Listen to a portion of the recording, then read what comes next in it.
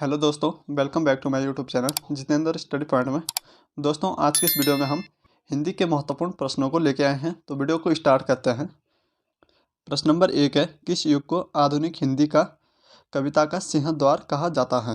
किस युग को आधुनिक हिंदी कविता का सिंहद्वार कहा जाता है? भारत तेंदु युग को। प्रश्न नंबर 2 है, द्विवेदी युग के प्रवर्तक कौन थे? द्विवेदी युग के प्रवर्तक कौन थे? महावीर प्रसाद द्विवेदी। कौन थे? महावीर प्रसाद द्विवेदी।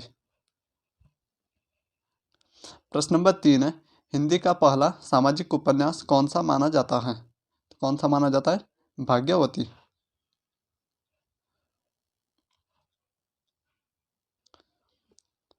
प्रश्न नंबर 4 है, सन 1950 से पहले हिंदी कविता किस कविता के रूप में जानी जाती थी?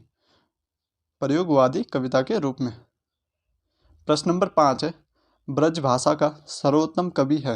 ब्रज भाषा का सर्वोत्तम कवि कौन है? सूरदास। प्रश्न नंबर 6 है, आदिकाल के बाद हिंदी में किस साहित्य का उदय हुआ है? आदिकाल के बाद हिंदी में किस साहित्य का उदय हुआ? भक्ति साहित्य का। प्रश्न नंबर 7 है, निर्गुण भक्ति काव्य के प्रमुख कवि हैं? निर्गुण भक्ति काव्य के प्रमुख कवि कौन है? कबीरदास।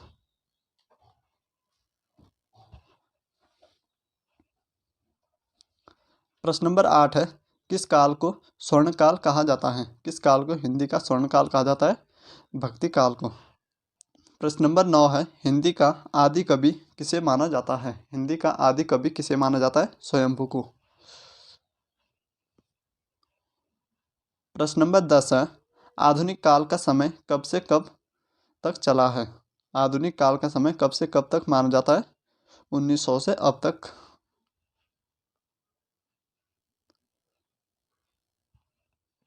प्रश्न नंबर 11 है, जयशंकर प्रसाद की सर्वश्रेष्ठ रचना कौन सी है? तो कौन सी है? कामायनी। प्रश्न नंबर 12 है, आंसू किसकी रचना है? आंसू किसकी रचना है? जयशंकर प्रसाद की। प्रश्न नंबर 13 है, कबीर किसके शिष्य थे? कबीर किसके शिष्य थे? रामानंद के। प्रश्न नंबर 14 है, निराला को कैसा कवि माना जाता है? निराला को कैसा कवि माना जाता है? क्रांतिकारी कवि। प्रश्न नंबर 15 है, चप्पू किसे कहा जाता है? चप्पू किसे कहा जाता है? गद्य और पद्य मिश्रित रचनाओं को चप्पू कहा जाता है।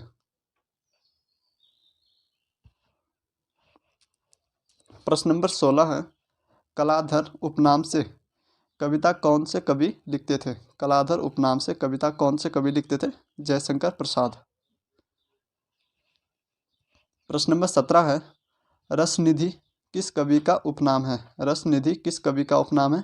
पृथ्वी सिंह का।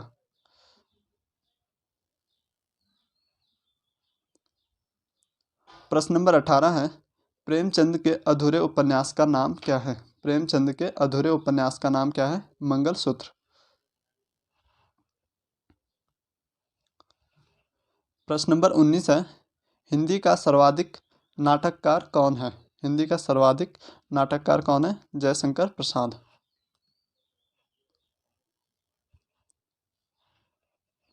प्रश्न नंबर 20 है, तुलसीकृत रामचरितमानस में कौन सी भाषा का प्रयोग किया गया है? तो कौन सी भाषा है? अवधी भाषा का प्रयोग किया गया है।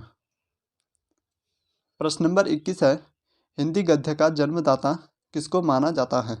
हिंदी गद्य का जन्मदाता किसे माना जाता है? भारतेंदु हरिश्चंद्र को।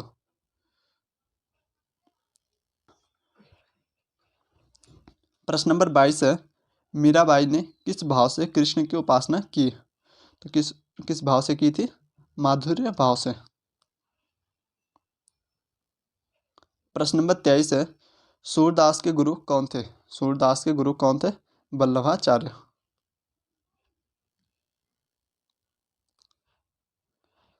प्रश्न नंबर 24 है, सबसे पहले किस राजनेता ने अपनी आत्मकथा हिंदी में लिखी? सबसे पहले किस राजनेता ने अपनी आत्मकथा हिंदी में लिखी थी? डॉक्टर राजेंद्र प्रसाद ने। प्रश्न नंबर 25 है, हिंदी कविता का पहला महाकाव्य कौन सा है? हिंदी कविता का पहला महाकाव्य कौन सा है? पृथ्वीराज रासो।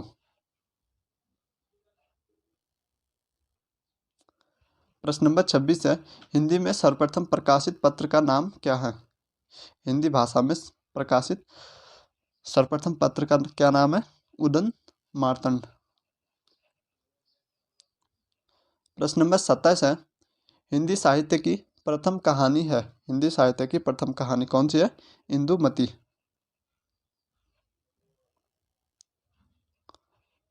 प्रश्न नंबर 28 है, आंचलिक रचनाएं किससे संबंधित होती हैं? आंचलिक रचनाएं किससे संबंधित होती है? क्षेत्र विशेष से। प्रश्न नंबर 29 है, पृथ्वीराज रासो किस काल की रचना है? पृथ्वीराज रासो किस काल की रचना है? आदिकाल की।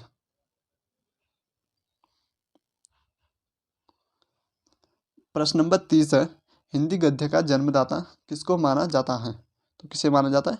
भारतेंदु हरिश्चंद्र को हिंदी गद्य का जन्मदाता माना जाता है। प्रश्न नंबर 31 है, अभिज्ञान शाकुंतलम के लेखक कौन है? अभिज्ञान शाकुंतलम के लेखक कौन है? कालिदास।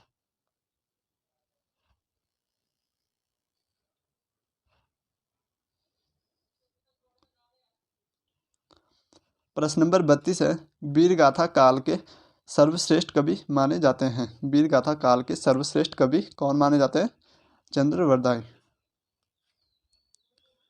प्रश्न नंबर 33 है, कवि नरेंद्र शर्मा ने राष्ट्रपिता महात्मा गांधी के निधन से प्रभावित होकर कौन सी रचना की? कौन सी रचना लिखी थी? रक्त चंदन की रचना। रक्त चंदन की रचना।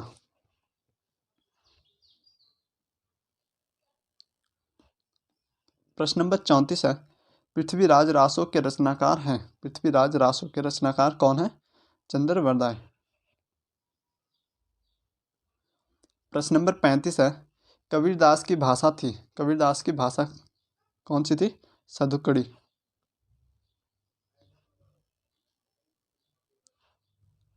प्रश्न नंबर 36 है, रीति संप्रदाय के संस्थापक कौन थे? रीति संप्रदाय के संस्थापक कौन थे? आचार्य वामन। प्रश्न नंबर 37 है, हिंदी में काव्य शास्त्र के प्रथम आचार्य कौन हैं? हिंदी में काव्य शास्त्र के प्रथम आचार्य कौन हैं? केशव दास।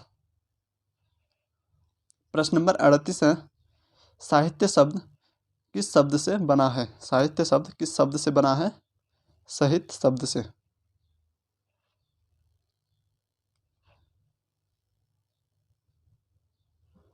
प्रश्न नंबर 39 है, हिंदी साहित्य में जीवनी साहित्य का प्रारंभ कौन से युग में हुआ? हिंदी साहित्य में जीवनी साहित्य का प्रारंभ कौन से युग में हुआ था? भारतेंदु युग में। प्रश्न नंबर 40 है, श्रद्धा किस कृति की नायिका है? श्रद्धा किस कृति की नायिका है? कामायनी की। प्रश्न नंबर 41 है, मनुष्य एक सामाजिक प्राणी है, यह किसने कहा? मनुष्य एक सामाजिक प्राणी है, यह किसने कहा था? अरस्तु ने। प्रश्न नंबर 42 है, भाषा किसे कहते हैं? भाषा किसे कहते हैं?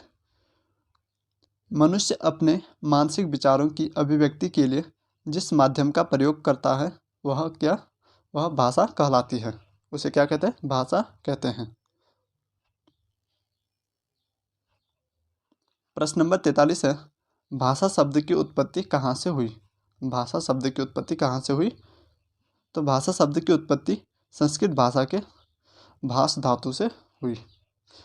भाषा शब्द की उत्पत्ति संस्कृत भाषा के भाष धातु से हुई है। प्रश्न नंबर 44 है, सामान्य शब्दों में हम भाषा को किस तरह से व्यक्त करेंगे? सामान्य शब्दों में हम भाषा को किस तरह से व्यक्त करेंगे? भाषा वह साधन है जिसके द्वारा मनुष्य अपने भावों या विचारों को बोलकर या लिखकर दूसरे मनुष्य तक पहुंचाता है।